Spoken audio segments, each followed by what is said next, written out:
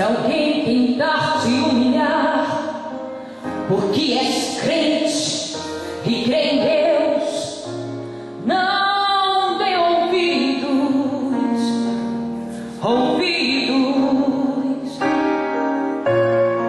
diga apenas que a tormenta vai passar, porque Deus é contigo.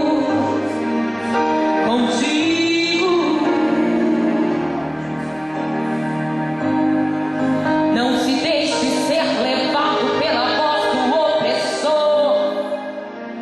Ele só sabe acusar. Não te rendas, porque ele já perdeu. Agora é a sua vez de humilhar. Olha o que diz. Não te lembras que ele foi até a Deus dizer que Jó blasfemaria contra o seu Senhor? Se o Senhor deixasse ele consumir todos os seus bens, Jó não aguentaria. Oh, aleluia. Olha só.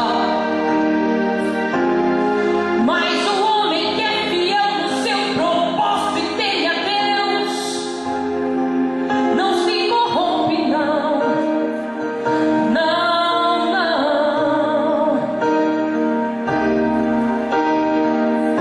Mesmo em meio à tempestade, Jó se levantou das cinzas e adorou ao Senhor. Jó lançou-se sobre a terra, adorou e falou para todo inferno escutar. No saí do ventre da minha mãe, e eu te voltarei para lá. Tudo que eu tinha era de Deus. Deus me deu e Ele mesmo tomou. Cai por terra o inimigo de Deus, e louvado seja o nome do Senhor.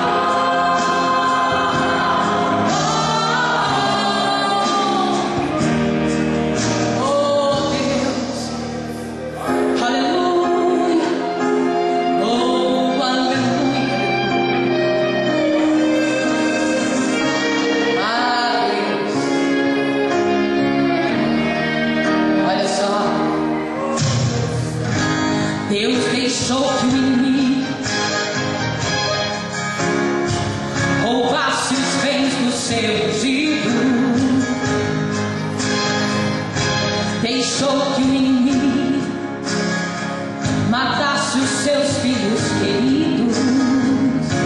Deixou ferir com chagas, porém Jó não deu ouvidos.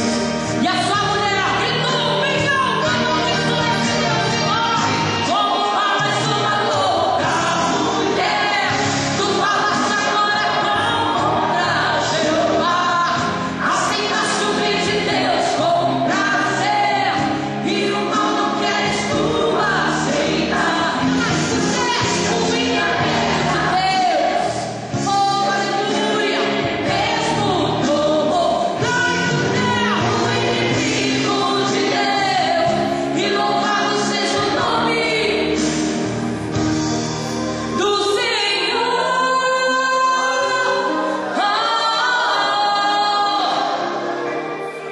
Do Senhor, bendito Senhor. Aleluia.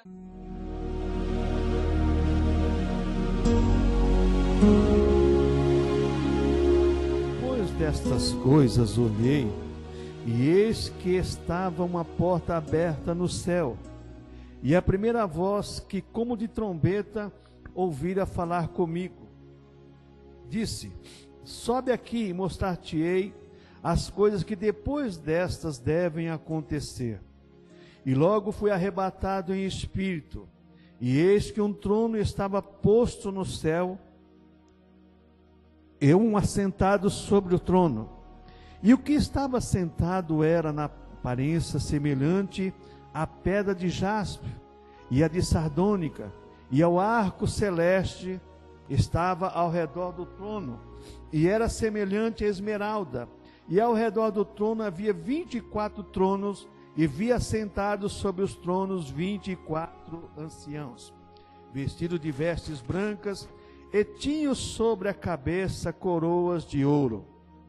E do trono saíam relâmpagos, e trovões, e vozes, e diante do trono ardiam 7 lâmpadas de fogo, as quais são os 7 Espíritos de Deus.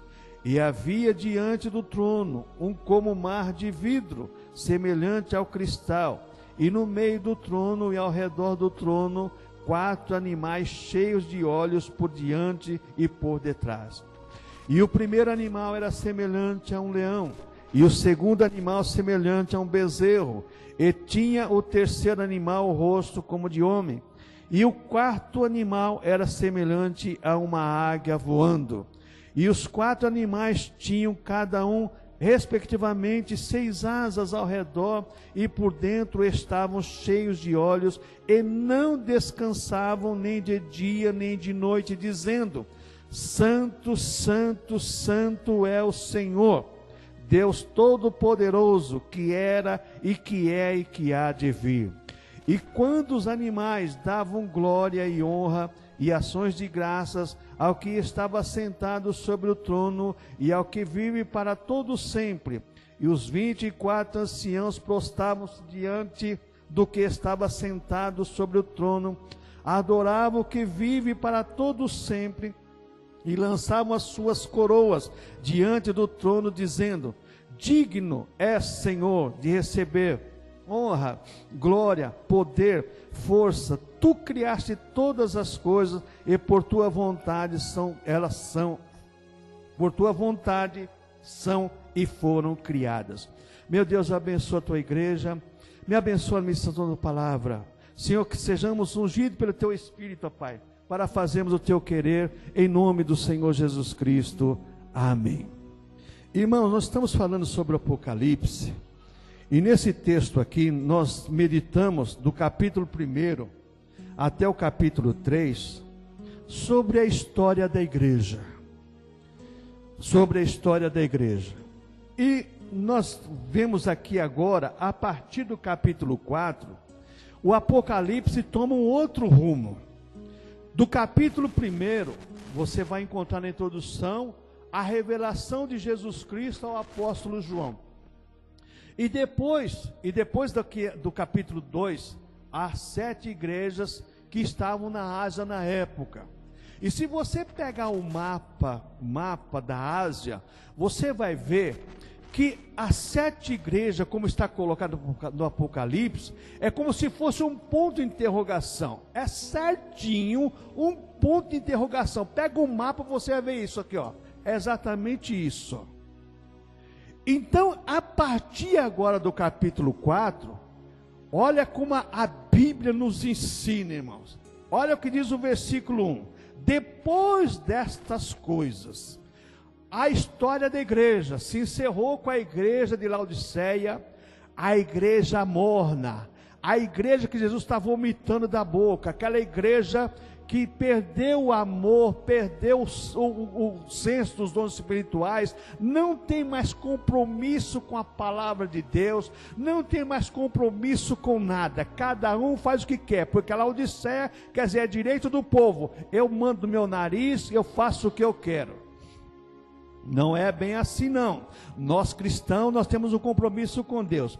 Então, o livro do Apocalipse é difícil interpretar, por quê? Porque as pessoas, ao invés de pegar o capítulo 1, verso 19, onde você encontra lá, olha, escreve as coisas que você está vendo, as coisas que acontecerão, que tem visto, as que vão acontecer, e as coisas que já passaram. Então, pretéritos do Apocalipse, você tem passado, presente e futuro.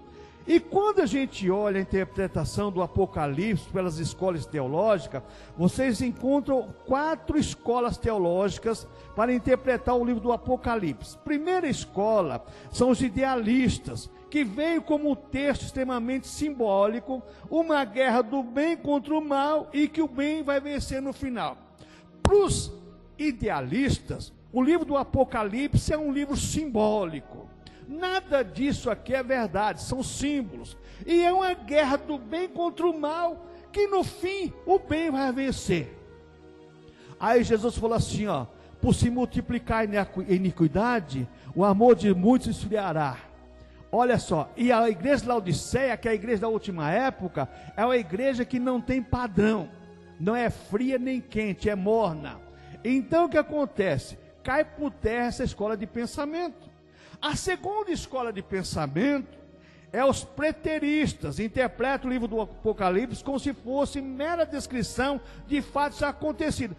Já aconteceu. É os adventistas, uma ala batista, infelizmente uma ala presbiteriana americana, e é fortíssima. Eles creem, já aconteceu, foi na igreja primitiva, foi na época dos apóstolos, isso não vai acontecer mais não, daqui para frente agora é só lazer, é tudo bênção. É? Tá certo. Se Deus nos der força e graça, você vai ver o que Deus tem reservado para nós aqui, para nós glória e honra, a igreja arrebatada, mas para quem fica aqui, o couro vai comer, como diz a rapaziada. Então veja bem, os preteristas, como uma coisa que já aconteceu, não vai acontecer mais nada disso não. Existe a terceira escola, que são os historicistas. Acham que ele é uma narrativa prévia da história da igreja. Todos os acontecimentos narrados já foram vividos pelos fiéis. Tudo que está escrito aqui, a igreja já viveu por isso. Então nada do que está escrito é profecia para ser cumprida. Já aconteceu, já. Então você pode ficar tranquilo que não vai acontecer nada. Não é assim não. É o contrário. O que está escrito aqui são profecias a partir de agora. Depois destas coisas, agora é que vai vir os 7 selos, as 7 trombetas, aí que vai ver, você vai ver agora os 7 flagelos e assim por diante. E a quarta escola de interpretação do Apocalipse é os futuristas, que ensinam que a partir do capítulo 4, que você encontra também a mesma descrição no capítulo 19, do verso 1 ao verso 11, que lá vai encontrar também, depois dessas coisas, depois da grande tribulação, aí começa a época do domínio de Cristo com a igreja redimida. Veja bem, no capítulo 19 do Apocalipse, depois dessas coisas, depois que aconteceu o arrebatamento da igreja, a grande tribulação, lá é o outro depois. Esse aqui é o depois intermediário que acontece entre o arrebatamento da igreja e a volta de Cristo com a igreja glorificada para reinar sobre a terra. Então, esses eventos estão relacionados com o fim dos tempos, na escola futurista, de qual nós presbiterianos, a maioria dos presbiterianos, tanto reformados, como pentecostais, como cristãos presbiterianos, nós somos cristãos, nós somos pré-milenista, pré-tribulacionista, futurista. Existe a ala milenista, existe os idealistas, os preteristas, historicistas, existe tudo. Mas a grande porção é pré-milenista, pré-tribulacionista e futurista. A interpretação do Apocalipse também, irmãos, existe uma interpretação seguinte. Primeira teoria é a teoria do arrebatamento parcial. É a falsa exegese. Esse é o problema de toda a literatura, a falsa exegese. As pessoas fazem uma falsa exegese de um texto tão maravilhoso que é Mateus capítulo 25. Lá não é uma parábola, lá é um símile, não é uma parábola. Mas na minha Bíblia está escrito parábola das 10 virgens. Mas não é parábola. A parábola é uma comparação. Lá está escrito assim: e o reino dos céus será semelhante. Foi colocado parábola por um erro e não quiseram consertar. Alguém quis consertar, mas não puderam consertar porque já existia muitas Bíblias já lançadas. Então veja bem, Capítulo 25 de Mateus não é uma parábola, é um símile. O reino do céu será semelhante a 10 virgens. Lá existe um noivo que tinha 10 virgens. Jesus não tem 10 igrejas, Jesus tem uma única igreja. Veja bem, Jesus não vai arrebatar uma porção da igreja, Jesus vai arrebatar a sua igreja. Então eles interpretam aquele texto, 5 vai, 5 fica. Arrebatamento parcial, não é assim. O pastor da igreja tem que pregar para todo o rebanho ser arrebatado. Ele tem que pregar e tem que mostrar para as pessoas que nós temos um compromisso com o arrebatamento. Nós temos que estar preparados para a vinda do Senhor. Essa é a nossa obrigação, é o nosso dever de pastor. Então existe a teoria do arrebatamento parcial. 5 vai, 5 fica. Meu irmão, se for assim, então o pastor está errado. Como é que um pastor vai pregar para uma igreja e vai só uma porção, a outra porção não vai? Não, tem que pregar para todo mundo e para o céu. Existe a teoria também do arrebatamento pós-tribulacionista. Essa aqui é o seguinte: primeiro vai acontecer as tribulações, depois Jesus vai arrebatar a igreja. Não é por aí também não. E as pessoas pegam outros textos também fora do contexto e elas fazem as coisas acontecer. Existe a terceira teoria do arrebatamento, mesotribulacionista. Pastor, o que é isso? Jesus vai arrebatar a igreja no meio da grande tribulação. Irmãos, existem alguns textos, mas fora do contexto. Então eu não posso pegar um texto fora do contexto, porque aí eu crio um pretexto. Eu crio uma ideologia, eu crio uma filosofia. E não é assim que se interpreta a Bíblia Sagrada. Então a escola mesotribulacionista, pós-milenista e arrebatamento parcial cai por terra e sobra a quarta escola, que é a teoria do arrebatamento pré-tribulacional. Nós cremos que depois da era da igreja, das 7 eras da igreja aqui na terra, depois destas coisas, está escrito na sua Bíblia, está escrito na minha Bíblia, aí vai acontecer o arrebatamento. Jesus vai voltar em 2 etapas. A primeira, invisível, somente para os salvos. Jesus vai arrebatar a igreja, e nós vemos aqui exatamente isso. Presta atenção nisso aqui agora. Conforme nossa regra de fé e crença no arrebatamento pré-tribulacional, os textos de Lucas, capítulo 17, versos 26 e 27. E como aconteceu nos dias de Noé, assim também será nos dias do Filho do Homem. Comiam, bebiam, casavam, davam-se em casamento, até o dia que Noé entrou na arca e veio o dilúvio e o consumiu a todos. Noé pregava que ia chover, eles não acreditaram. Deus falou que ia chover, não acreditaram. Deus fechou a porta da arca, Noé, a família toda dentro da arca. O que aconteceu? Veio a chuva e consumiu a todos. Palavras do Senhor Jesus Cristo. Então, arrebatamento pré-tribulacional, antes da grande tribulação.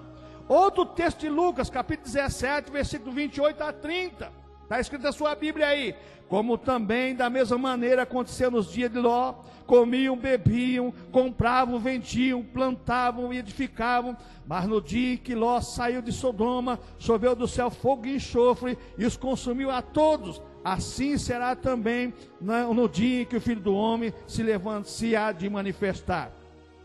O arrebatamento, Deus tirou Noé do mundo para mandar a chuva. Deus tirou Ló de Sodoma e Gomorra com a família para mandar a catástrofe lá. Mesma coisa com a igreja. Deus não vai mandar tribulação enquanto a igreja estiver aqui na terra. Os seus santos, os seus escolhidos, os lavados e remidos do sangue do Cordeiro. Deus vai arrebatar essa igreja. Agora o que vai acontecer? Deus vai arrebatar a sua igreja e levar para ele no céu. Aonde que é o bema, como Paulo fala, esse tribunal de Cristo? Nós vamos ver mais adiante. Então, para nós, o que importa agora, o que significa o arrebatamento? O que é arrebatamento? O que é arrebatamento da igreja? Irmãos, arrebatamento significa tomar a força, tirar, raptar. O arrebatamento nada mais é do que, na palavra, no grego, na expressão maior, é o seguinte: Deus vai vir arrebatar o povo, vai tirar o povo aqui da terra, invisivelmente aos olhos dos ímpios. Deus vai vir e vai arrebatar um povo, vai levar embora. O que isso quer dizer? Algo que será tirado num movimento rápido, como o relâmpago sai do ocidente, mostra do oriente, acabou, tirou, levou. Porque Jesus vai voltar, na segunda vez agora, em duas etapas. Primeiro invisível, para arrebatar a igreja. E depois de 7 anos, visível a todos os olhos, com a igreja glorificada. Por isso que esse intervalo aqui é importante para nós, do capítulo 4 ao capítulo 19, para se cumprir a 70ª semana de Daniel, a 70 semana. A 70 semana de Daniel, ela é muito importante nisso aqui. Do capítulo 4, que depois Jesus arrebatou a igreja, no arrebatamento da igreja começa a se cumprir a 70ª semana de Daniel. Deus vai arrebatar a sua igreja, e lá quando Jesus virá com a igreja glorificada para implantar o milênio, vai encerrar a 70 semana de Daniel, porque a 69 semana começou, quando o rei Ciro deu a autorização para o judeu voltar, para edificar Jerusalém, até o dia que Jesus foi tirado fora de Jerusalém para ser crucificado. É um intervalo de 430 anos, aproximadamente, que durou a 69 semana. A 70ª semana é 7 anos apenas. Então, toma muito cuidado com isso.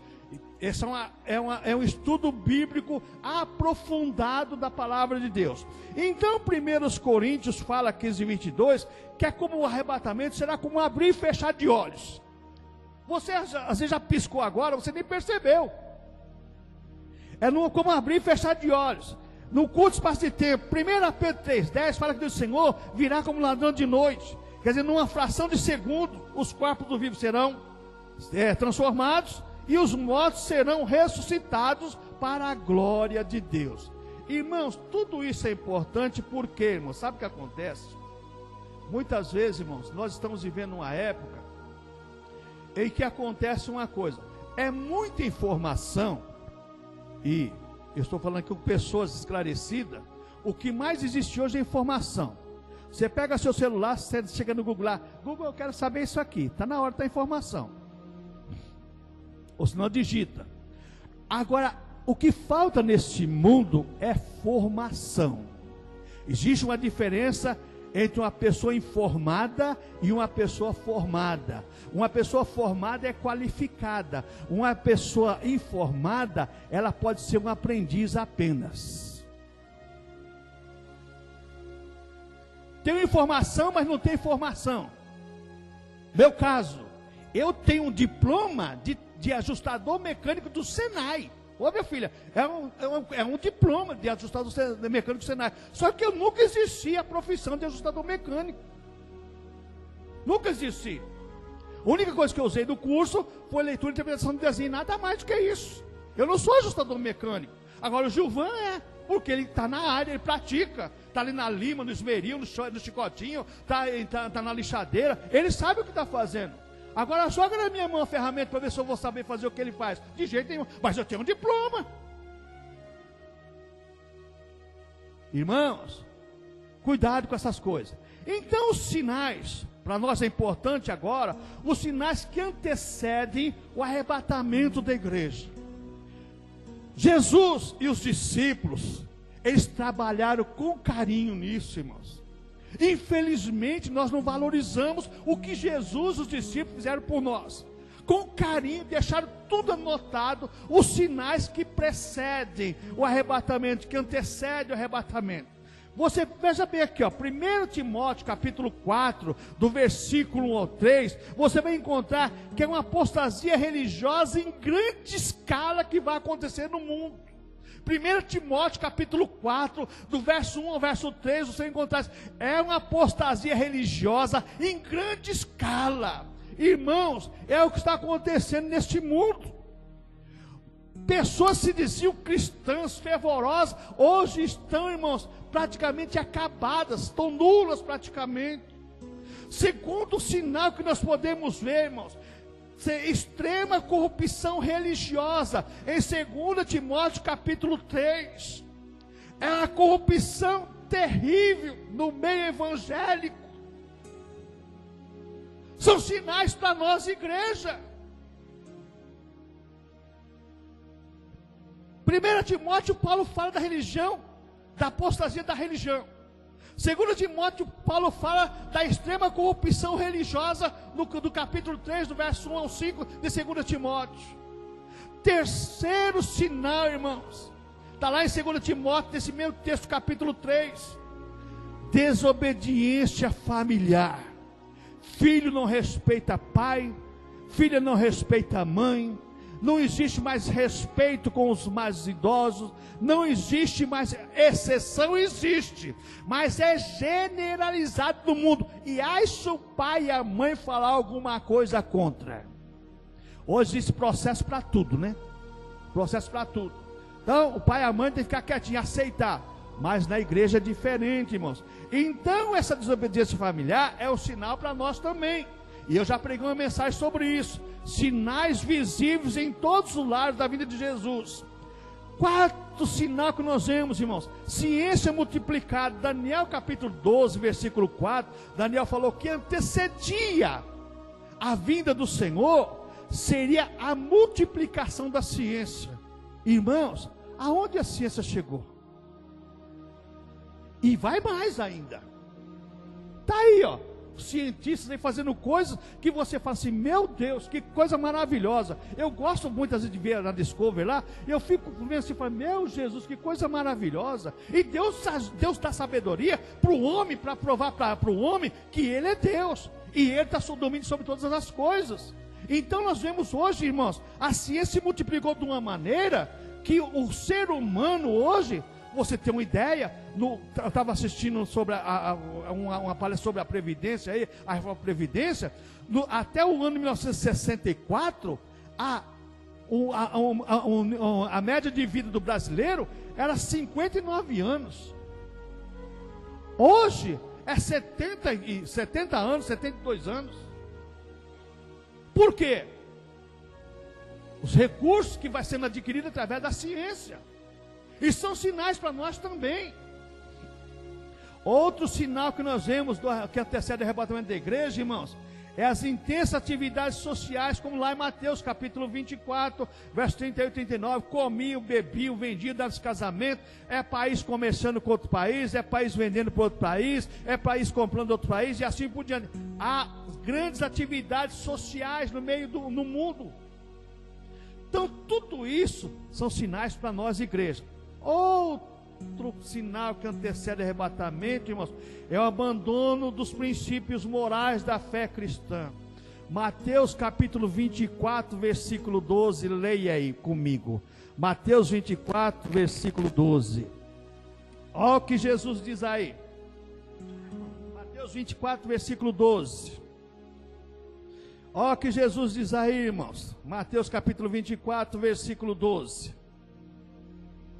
Aleluias, glória a Deus. Aleluias, glória a Jesus.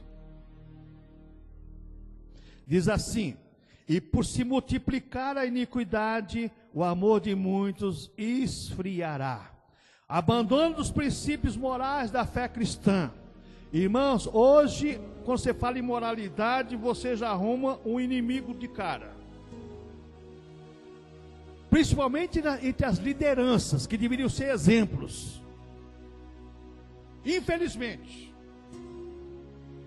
se você fala em moralidade, você arruma confusão. Os líderes estão pervertendo a fé de muitas pessoas. Outra coisa, irmãos, que nós vemos outro sinal que antecede o arrebatamento: escarnecedores da palavra de Deus. 2 Pedro capítulo 3, versículo 3 e 4, você vai encontrar Pedro falando sobre os escarnecedores. Muitos viriam e dizem assim: onde está a promessa de sua vinda? Cadê o Senhor que prometeu que ia vir? Hoje existem cristãos dizendo isso. Desde o século passado que eu ouço falar que Jesus ia voltar, até agora não voltou. O pastor falou para mim há pouco tempo isso aí. Só que Pedro diz assim, ó: não se esquece que o Senhor é longânimo para convosco, que um dia para com o Senhor é como 1000 anos, e 1000 anos como um dia. A longanimidade de Deus é que nos dá tempo para essas pessoas se arrependerem ainda. Esses são todos sinais que antecedem a vinda do Senhor. Outro sinal que antecede o arrebatamento são os falsos cristos. Está lá em Marcos capítulo 13, versículo 6 e versículo 22. Falsos cristos. Vem aí em nome do Senhor, porque eu faço isso, porque eu faço aquilo. Irmãos, está aí, ó. Está aí para todo mundo ver escancarado. Outro sinal, falsos profetas. Mateus 24:11, Jesus deixou bem claro isso. Os falsos profetas viriam. Está aí falsos profetas, profetizando uma série de barbaridades, de mentira. E as pessoas acreditando e não dando ouvido à verdade. Esses sinais que antecedem a vinda do Senhor é notório para a igreja. E eu sempre falo, irmãos, o grande problema nosso ser humano é não aprender com o erro dos outros. Nós gostamos de aprender com o nosso próprio erro, gemendo e chorando. Se nós aprendêssemos com Israel, porque Deus falou para Israel em Amós capítulo 4, falando sobre isso, ó, dei chuva numa cidade, não dei chuva, vocês se converteram a mim. Mandei praga na vossa horta, vocês se converteram a mim. Mandei a peste, vocês se converteram a mim. E porque isso te farei? Prepara-te, ó Israel, para encontrar com o Senhor teu Deus. Os sinais que antecedem a volta do Senhor é para nós estarmos preparados para a vinda do Senhor. Israel não se preparou, não recebeu Jesus Cristo. Se a igreja estiver preparada, Jesus vai voltar e a igreja vai ficar. Outro sinal que antecede a vinda do Senhor, do arrebatamento, são exatamente os flagelos da natureza. Lucas capítulo 21, versículo 11, deixa bem claro isso. Depois você entra lá no Google, que essa mensagem está sendo enviada para o mundo todo aí. Entra lá no Google, depois na sua casa, você vai anotando tudo certinho, para você ver o material que você tem na sua mão aí. Então você tem os falsos mestres, você tem os flagelos, lá em Lucas capítulo da natureza, Lucas 21, 11, você vê aí o que está acontecendo no mundo, sinais visíveis da volta do Senhor, terremoto, maremoto, vulcão e assim por diante. Outro sinal, irmãos, guerras, rumor de guerras, Mateus 24, versículos 6 e 7, no fim dos tempos você vai ouvir falar de guerra, rumor de guerra. Jesus falou, isso aí é prelúdio, isso aí é sinal que antecede o arrebatamento. E por último, Apocalipse capítulo 3, versículo 15 e 17, que é uma igreja morna, sem coração de adoração a Deus, que é a igreja de Laodiceia, e é a igreja do final dos tempos, a igreja morna, sem coração para adorar a Deus, vai ao culto por ir, abre a boca por abrir, mas o coração, a mente não está no que está falando, no que está fazendo. Essa é a igreja do final dos tempos. Apocalipse capítulo 3, versículo 15 e 17. Então, como será o arrebatamento da igreja? Até meia-noite eu termino, irmãos. O almoço, você almoça amanhã, tá bom? Bom, como será o arrebatamento da igreja? Observação: o arrebatamento da igreja até a volta de Cristo, com a igreja glorificada, irá se cumprir a profecia de Daniel, 70 semanas, está lá em Daniel 9, 24, como já falei, porque a 69 semanas foi do decreto de Ciro, até Jesus Cristo ser crucificado fora de Jerusalém. Então a segunda vinda de Cristo vai dar em duas etapas: arrebatar a igreja, o salvo de todos os tempos, invisivelmente, e depois nós temos aí a igreja, veja bem, Jesus voltando para a igreja glorificada agora, na sua segunda etapa, para implantar o milênio. Nessa primeira etapa, Jesus vai arrebatar a igreja e vai ter as bodas do Cordeiro, que significa celebração do casamento do noivo com a noiva. Bodas é festa de casamento. Jesus arrebata a noiva, o noivo arrebata a noiva. Antigamente no interior tinha muito isso, o noivo roubar a noiva, né? O pai não queria o namoro, ou a mãe não queria o namoro, Então o casal, principalmente lá no Mato Grosso, as regiões mais pro oeste paulista, aí era assim, né? A moça deitava para dormir, não levantava em casa, né? Já tinha sido entrado na garupa do cavalo, tinha ido embora há muito tempo, né? Jesus vai arrebatar a sua igreja invisivelmente. Veja bem, ele vai arrebatar a igreja, vai levar a sua igreja para as bodas. Onde será as bodas do Cordeiro? Será no espaço, será nos céus. Aí não vai fazer uma pergunta que uma bispa fez para mim, não. A bispa fez a pergunta: pastor, mas não ficar lá em pé ou sentado, corpo glorificado, meu irmão. Você não precisa ficar sentado nem em pé, é corpo glorificado. Você está numa outra dimensão, está numa outra vida. Deixa de pensar nas coisas terrenas, pensa nas coisas celestiais. Nesse dia das bodas do Cordeiro, não quando vai ter o casamento da noiva com o noivo, vai ser só glória, vai ser só festa. Agora existe uma briga escatológica sobre isso. Porque os dispensacionalistas dizem assim: primeiro nas bodas vai ser o seguinte, vai ser a entrega do galardão. O que você tiver feito para Jesus, você vai receber uma coroa grande. Aí eu falo para você, coroa ali é simbólica, não é literal, é simbólica.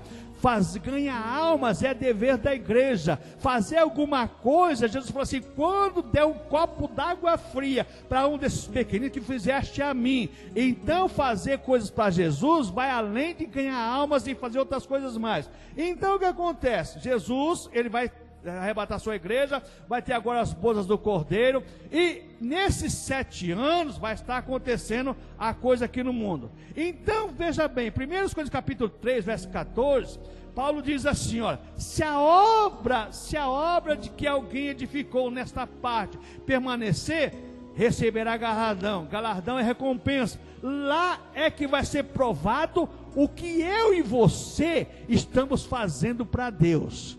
É lá nas bodas, é no casamento. É lá que Jesus fala assim: ó, você não fez nada para mim. Está aqui, o fogo vai provar, ó. Se você edificou sobre ouro, pedras preciosas ou prata, vai sobrar alguma coisa. Você vai ser bem-aventurado. Mas se você edificou sobre madeira, feno e palha, vai ser consumido pelo fogo, não vai aproveitar nada. Segundo os Coríntios capítulo 5, verso 10, Paulo diz assim: porque todos nós devemos comparecer ante o tribunal de Cristo, para que cada um receba segundo o que tiver feito por meio do corpo, o bem ou o mal. Se eu fiz a coisa bem, vou receber galardão. Se eu fiz coisa má, eu vou, através do meu corpo, eu não vou perder a minha salvação, porque Jesus me salvou, me comprou pelo seu sangue, só que eu não vou ter direito a nada, a não ser a vida eterna. E tem gente que fala assim: para mim está muito bom. Está certo, está bom mesmo, viver eternamente com Jesus está bom, mas faça alguma coisa para Jesus, aproveite o seu tempo, faça alguma coisa para Ele. Tem gente, irmãos, que eu vou ser salvo mesmo, não importa não. Faça alguma coisa para o Senhor. Pega um folheto, como a irmã disse ontem, pega um folheto, dá para o seu vizinho, dá para o seu amigo. Tem tanto folheto nosso da igreja aí. Divulgue, faça esse trabalho. Outra coisa, irmãos, outra coisa que nós vemos aqui nesse texto, veja bem, na vinda do Senhor: a celebração das bodas será no céu. Somente lá existe um ambiente adequado e condições apropriadas para uma festa. Por que será distante desse mundo?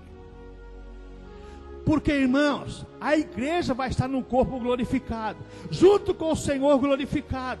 Nessa atmosfera terrestre está contaminada pelo pecado. A igreja vai estar pura, é a virgem pura, imaculada, lavada e remida pelo sangue do Cordeiro. É essa igreja que vai sentar à mesa com o Senhor hoje, para participar da ceia do Senhor. É essa igreja, Jesus pagou com o seu precioso sangue, ao preço que não poderíamos pagar, mas Ele pagou para que nós fôssemos justificados diante de Deus. Irmãos, se prepare para a vinda do Senhor. Esses sinais mostram que Jesus está voltando. Nós estamos prestes a receber, a ouvir, os salvos ouvir o som da trombeta, e juntos subiremos para glorificar e exaltar o Senhor por toda a eternidade. Não perca a oportunidade, irmãos. Se arrume a sua vida com o Senhor. Arrume a sua vida com o Senhor, glorifique o Senhor na sua vida, e que o Senhor venha a ser exaltado e glorificado, se Deus permitir, irmãos. À noite vamos dar continuidade desse assunto, porque esse assunto é tremendo. Eu estou colocando aqui o que Deus colocou no meu coração, irmãos, porque Jesus, irmãos, quer levar uma igreja para o céu, santa, imaculada, sem mácula e nem ruga, como diz o apóstolo Paulo. Mas infelizmente o nosso adversário, ele trabalha dia e noite, irmãos, para tentar mudar a sua meta, mudar o seu foco, colocando coisas do mundo. O sistema do mundo trabalha para mudar a sua visão, mas Jesus trabalha para te levar para o céu. Amém, irmãos?